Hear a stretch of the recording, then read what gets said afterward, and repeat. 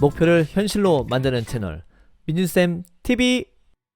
안녕하세요. 민수NTV 시청자 여러분, 김민준 선생님입니다. 자, 이번에 제가 분석드릴 대학은요, 중앙대학교 스포츠과학부입니다. 아마 여러분들이 중앙대학교 도대체 실기 잘하면 혹은 영어를 못하면 탐구를 하나만 잘하면 국어가 내가 6, 7등급이 나오면 도대체 내가 지원이 가능합니까? 이거에 대해서 되게 궁금해하실 것 같습니다. 아무튼 내가 중앙대학교 스포츠과학부 지원하고 싶은데 몇 등급에나 지원이 가능합니까? 이거에 대한 해답을 오늘 이 영상에서 찾을 수 있을 거라고 생각합니다. 워낙에 실기 변별이 높은 대학이기 때문에 합격자의 상위권과 하위권의 어떤 범위는 상당히 좀 큰 편인데, 지원자 평균과 그리고 작년에 어떤 학생들이 또 합격했었는지 독특한 표본 또 준비해 봤고요. 그리고 2023학년도에 실기를 그래도 어느 정도 잘하는 것과 그리고 어느 정도 적정 수준 잘한다면 몇 등급 정도에도 지원이 가능한지 마지막으로 소개하면서 오늘 영상 시작하도록 하겠습니다. 자, 그러면 PPT 화면 보시면서 가보겠습니다. 중앙대학교 스포츠과학부 이제 표본 분석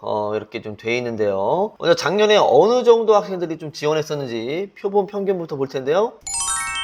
자, 국어가 5.15, 수학은 6.7, 영어 3.77, 탐구 3.7에 4.9. 사실상 수학을 반영하지 않기 때문에 수학 6.7은 거의 의미가 없는 등급이라고 생각을 하고요. 국어는 대부분 좀 5등급 내외에서 썼다. 그 다음에 영어는 3에서 4등급. 사실 중앙대학교 스포츠과학부 같은 경우는 아시다시피 영어의 변별력이 거의 없습니다. 영어 좀 못해도 지원이 좀 가능하고요. 탐구 두 과목 50% 반영하는데 그래도 실기 변별이 높은 거에 비해서 탐구는 조금 높은 것 같아요. 탐구가 보통 3에서 한 4, 두 번째 거는 한 5등급 정도, 그러니까 4, 5 정도에서 많이 쓴다, 이렇게 이해하시면 될 것 같습니다. 그러니까 영어를 제외하고 평균적으로 한 4등급 중후반대, 그러니까 국어 5에 탐구 4에 하나 5 이렇게 맞으니까 5, 4, 5 하니까 4 후반 이렇게 이해하시면 될 것 같거든요. 기왕이면은 국어를 좀 잘하는 것보다 탐구를 좀 잘 준비해 놓는 게 좋지 않겠나, 이렇게 이야기를 드리고 싶습니다. 그러면 작년에 어떤 학생들이 합격했는지 제가 표본 첫 번째 것부터 한번 소개 드려볼 텐데요. 아마 이 표본은요, 탐구를 그냥 내가 하나밖에 잘 안 했어, 탐구를 하나 망했어, 이런 친구들한테는 아마 좀 솔깃한 그런 표본이 될 것 같습니다. 자, 표본 보시면요. 자, 보겠습니다. 국어 5에 영어 3. 무난한데 탐구 3에 하나가 하위 등급이 7등급이에요. 7등급. 야. 그러니까 이렇게 하나가 7등급 맞아도 사실 계산해보면 지원 가능한 성적이 충분히 된다. 그러니까 하나 망해도 중앙대수가 못 쓰는 거 아니니까 환산조수 기준으로 한번 판단해 보시면 좋을 것 같고요. 그 다음에 합격생 표본 B를 보면요, 야, 이거는 국어가 진짜 너무 망했을 때야. 국어가 너무 망했을 때인데 어느 정도 성적에서 가능한지 이거 아마 보시면은 괜히 오해할 수 있을 것 같습니다. 그래도 한번 보여드릴게요. 자, 합격생 표본 B. 자, 국어가 7등급, 영어가 4, 탐구 5입니다. 이거 보면은 이제 민준쌤 이제 공부 안 해도 되는 거죠? 이렇게 괜히 오해할 수도 있는데요. 국어가 7인 경우에도 실기를 너무너무 잘하면 영어 4에도 탐구 5등급일 때 소신 지원이 가능하다. 아마 제가 봤을 때 표본 중에서 이 학생이 수능 환산 점수 중에서는 가장 낮았었던 표본이 아닐까, 이렇게 소개를 드리고요. 물론 제가 전체 100%를 다 갖고 있는 건 아니니까 조금 더 낮은 아이들이 있다라면 한번 댓글 달아주세요. 자, 국어 7에 영어 4에 탐구 5 이 정도의 합격생들이 있었다 정도만 체크하시면 되겠습니다. 자, 그러면 2023학년도에는 어떤 학생들이 좀 지원하면 좋을지, 실기를 너무너무 잘했을 때와 그리고 적정 그래도 한 10감에서 한 15감 이내 정도 무난하게 실기를 그래도 잘했다 라고 했을 때는 몇 등급 정도의 지원이 가능한지 한번 살펴보겠습니다.